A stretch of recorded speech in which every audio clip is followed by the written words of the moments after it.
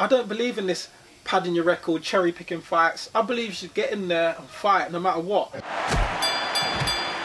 Hello everyone, I'm Cece from Unboxed UK, and today we're working and we're unboxing with Craig Spider Riches. That's his catchphrase, not mine. I'm not trying to coin it. Craig, over to you. How are you? I'm good, thank you. How are you? I'm very well, thank you. Thank you so much for coming here and meeting with us today. No problem. Now, my first question, I'm going straight in. Yes. Why do you call yourself Spider?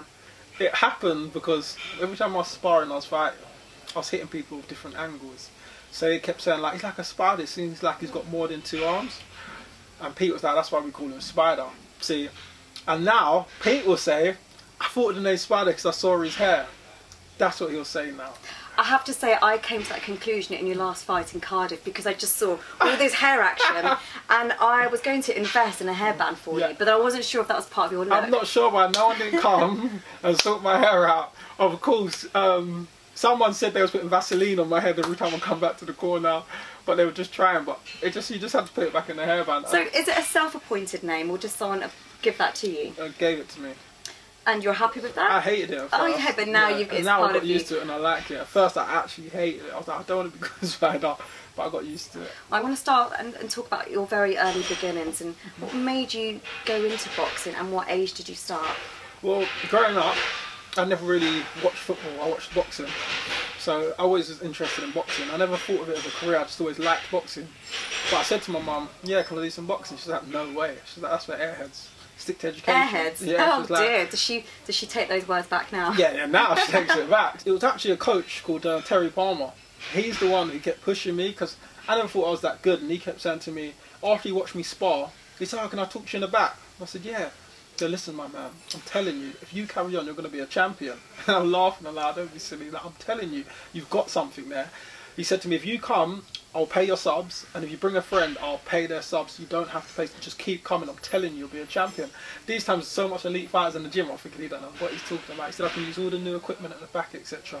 Oh wow, so, told me he had old equipment and new equipment. Yeah, you know when you go into the amateur gym, you got all the gloves and head guards, but everybody used them, yeah, so they smell. But he allowed so he had brand new ones in the back. So he's like, every time you come, tell me I'll unlock this cupboard and give you new equipment wow. to use. Was that not enough evidence in itself to prove that he was willing to invest in you? Yeah, but I was just thinking, no, I don't know what he's talking about. I'm thinking, what's his agenda? Because I'm not that good. So I'm thinking, why does he keep telling me this? But he was motivating me. So sometimes when I just didn't want to go, I just wanted to hang out with my friends, etc. He kept in the back of my head thinking, oh no, this man believes in me. I shouldn't really let him down. So I kept going. Eventually, new coaches coming, etc. He weren't the head coach no more. He had a fallout with the coach. He left. He then made his own academy. I then bumped into him, contacted, look, I've got my academy, come down. What's this academy called now? It was Palmer's Academy. Okay. So his name was Terry Palmer, so he made his own, Palmer's Academy. I had my first fight, I remember getting fighter of the night. My mum actually said to me, I don't want you to box. She said, I'll make you a deal. I said, what's that? She said, if you lose, you quit. Oh wow, so, gosh. She said, if you win, you can carry on, but in the future I want you to go study, go uni and get a job. I said, alright, cool. So obviously I won. She watched me fight, I got fighter of the night. I was in the newspaper, I don't know how. So from then, my mum said to me, do you know what? You've got talent. She said, do your boxing. How did that feel when she said that? When you got the seal of approval from your own mum? It was good, but she then said to me, I was boxing, she said to me, so what's your plan? She said, look, if you used to study, you'd study for 3 years, 4 years, and then you turn over and you get paid, you get a job. She said, so amateurs ain't going to pay, so like, what's your plan, 3-4 year plan? I said, I'm going to do this, I'm going to do the box cup, I'm going to win the box cup, I'm going to win this, da da da da da da. And in 3 years, I've done everything I said I was going to do. In 3 years to the day, I turned professional. Wow. And then before I turned pro, my granddad, he fell out with me over it. My dad was like, listen, be realistic, you're not going to get signed, you're not going to turn professional, you're a talent, but why are they going to choose you? He was like, boy from South, you're not going to get chosen, especially just scrap it, go get a real job, etc. I said, no, I'm going to do this boxing, I'm going to go pro. They're like, alright then, cool, you're a fool, who do you think now? I said, alright, we'll see. And then as I turned pro, before my granddad died, he had then approved of it and put my poster on his favourite chair outside the front. Amazing. And he got my approval. My dad said, you know what, you proved me wrong. Like, that's such a beautiful story. So it was a bit shaky with the family a bit A first. bit touch and go. But as everyone sees, they're my biggest supporters now. I have to say, I've seen your sisters ringside, and they are most definitely your biggest supporters. Exactly. I think everyone that I've spoken to, when I mentioned I was interviewing you, and I say, you know, what do you think about the supporters you carry? And they always, the first people they mention are your sisters. Yeah. Now, you've touched on titles, so just a couple of weeks ago, you fought with Frank Buglioni with 5 days' notice for a title fight. Tell me how you feel you've come out on the other side of this, because for me, it was a tough night for you, but it wasn't the worst night for you, was it? I didn't feel like... It was a good fight. It was 12 round. I've never done 12 rounders, but I think in the rounds I stayed a lot in my comfort zone because I was worried about gassing out for the later rounds. Okay, because you've never done I've never done 12 rounders, so everyone told me they're really hard. So although I was feeling okay as I was going through the rounds, I was thinking at some point you're probably going to crash on your fitness. After doing 12 rounders and going to a change room, the shadow box, and thinking, why have I got so much energy? You come out without the decision, you got so much energy, you should have been putting that in the ring.